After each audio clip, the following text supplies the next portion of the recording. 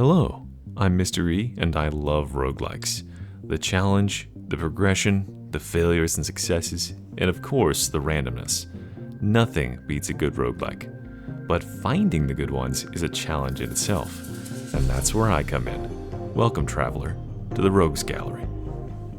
Hello everyone, Mr. E here, and today I'd like to talk about Chef. Chef is a character from Risk of Rain 2's DLC, Seeker of the Storm, and up until very recently, he was the worst character in the game. He was in a pretty pitiful state, as were many things in the Seekers of the Storm DLC. So I am covering it today because most recently, this game got another update, and they have finally reached what they're calling the 2.0 patch for the Seekers of the Storm DLC. That's them claiming that, hey, we fixed everything we said we were going to fix. Doesn't mean we're done working on everything, but it means that everything is as good as it should have been on release, 8 or 9 months ago. Who knows what's going on with them? But I can confirm that indeed they did fix Chef, and Chef might be one of the more powerful characters in the game now. At least it's very easy for me to get runs off the ground, and usually that is the trick for characters, is getting runs going. And he's got some super strong stuff to start his early game experience, kind of like a loader in that sense. So first of all, let's talk about his abilities. Chef's Kiss. Chef's Kiss gives you a healing item that drops anytime you kill an enemy with 2 or more abilities.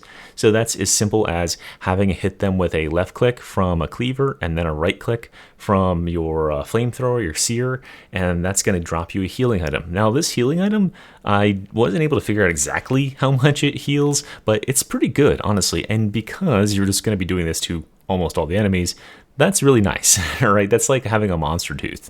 Like, it feels like it heals way more than monster tooth. So it's a pretty nice passive. It kind of takes that sweat off of when you're playing Eclipse or something and healing is kind of scarce. You are always picking up some healing to top yourself back off. His primary is Dice. Primary throws a cleaver that goes through enemies. It doesn't stop when it hits them. It goes through them, and then it comes back on the same trajectory. So it comes back to you directly, kind of like a boomerang. If a boomerang, it's kind of like a yo-yo, I guess. So this thing goes out, comes right back, and it deals 200% damage on the way there and 200% on the way back. Or if you hold the button after you throw this cleaver, it'll hold there, and then when it comes back, it'll deal 400% damage, which is enough to proc bans, coincidentally, which is quite nice. But this is also instead of before where it was throwing 1 cleaver at a time, now you can throw 3. You have 3 charges, so you can throw 3 cleavers and then hold them all and then drag them through an enemy once you get yourself lined up where those cleavers are between you and them. It's kind of a fun little mini game to play with it. Then we've got Seer. Seer is the secondary ability, and this is like your primary damage dealer. Seer applies Ignite, which burns enemies. It's Ignite for 600% damage, but more importantly, it applies a bunch of burn stacks. And those burn stacks are really, really potent in combination with another ability. I mean, burn stacks in general, if you're an experienced Artificer player, you understand that Flamethrower Artificer, while it kind of sucks, the Flamethrower isn't half bad, especially if you're dealing with bosses, because lots of burn stacks are kind of a rare occurrence in this game, and they deal with large targets, large healthy targets, fairly quickly if you can get them up. And Chef is one of the best characters at doing that now. Then we have Roll. Roll is the utility skill. You can either just tap it to get a little bit of a boost. It just makes you boost and you roll your little rolling pin along the ground. You kind of zip around like a go-kart, or you can hold it down and it'll charge up. It'll go boop, boop, boop, and you'll zip. And you really go flying with this thing. It's a lot of speed. I will warn you, it is so much speed that on, Eclipse 3 Plus, where you have fall damage, lethal fall damage, if you hit a bump or something, you'll catch major air, and it can be very dangerous. That's what I'll say. I definitely died a couple of times attempting that. So just watch out, watch your speed, okay? Try to stay under the speed limit. And then the ultimate ability, or the last ability here, the R ability, I don't know what you call it, Glaze. Glaze is firing 7 globs of 250% damage oil. And this oil, when it hits enemies, not only does it do its damage, but it coats enemies and it coats the ground. Coated enemies take additional damage and move slower, and they also are vulnerable to being hit by the secondary ability from Chef, Seer. If you are seared, you are treated as if instead of being ignited, you were treated as if the character has an ignition tank. So if you're unfamiliar with ignition tank, it multiplies you'll actually see the ignition tank little flame icon, right? It multiplies the burn damage they would normally take by 4, which means that basically this character is given an ignition tank for free, and that means that the second ignition tank that you get goes to 16 times, right? So ignition tanks are crazy good on this character, as are backup magazines, because backup magazines give you more charges of sear, which allows you to chain this fire burst back to back to back to keep the fire stacks really, really high.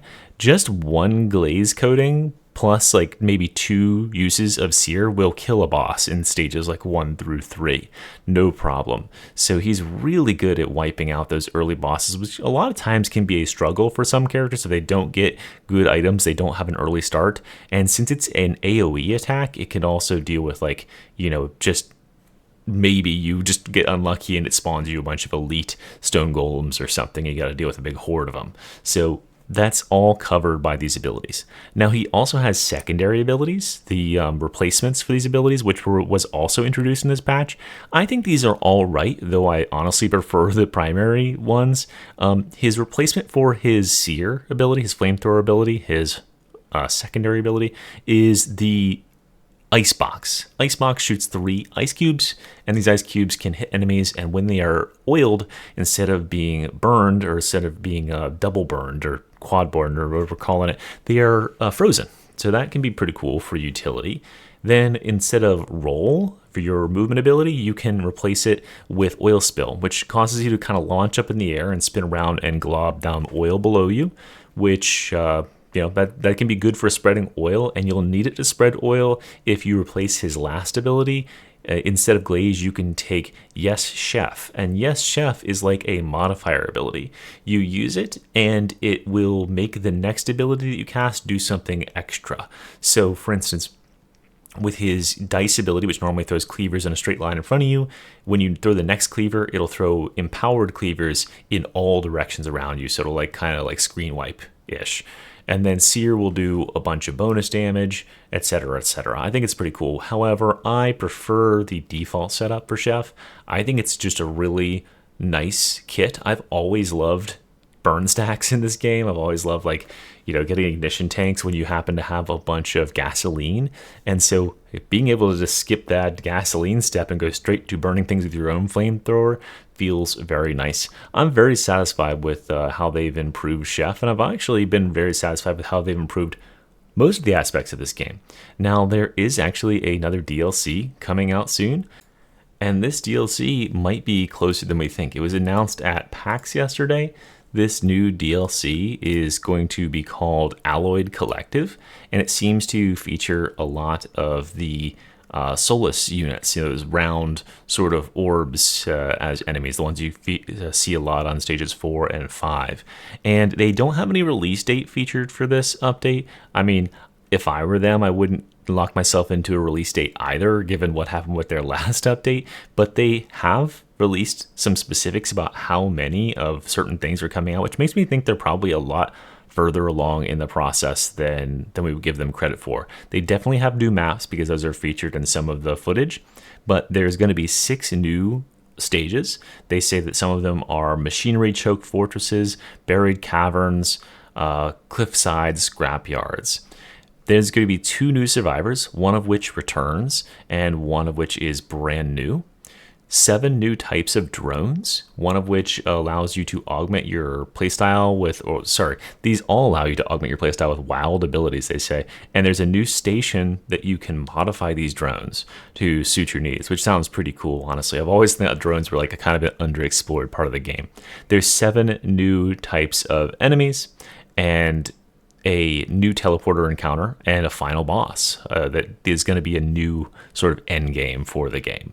And of course, 15 new items. So they haven't released any details about any of these items or anything. However, I think that there is a good chance that the new survivor, or one of the new survivors, is Handy from Risk of Rain 1, because it does show a robotic arm reaching up and grabbing a drone at the end of the video. So I think maybe like Handy is booting back up or something. That could be my only thought, because since they said that 1 is returning and we have almost all of the cast of characters, and I think it's a pretty safe bet, since the thing seems to be narrated by a robot of some sort. But that's all the information we have right now. I'm really excited. Let me know what you think down in the comments, and I'll talk to you very soon. Thanks for watching. Mystery out. Bye.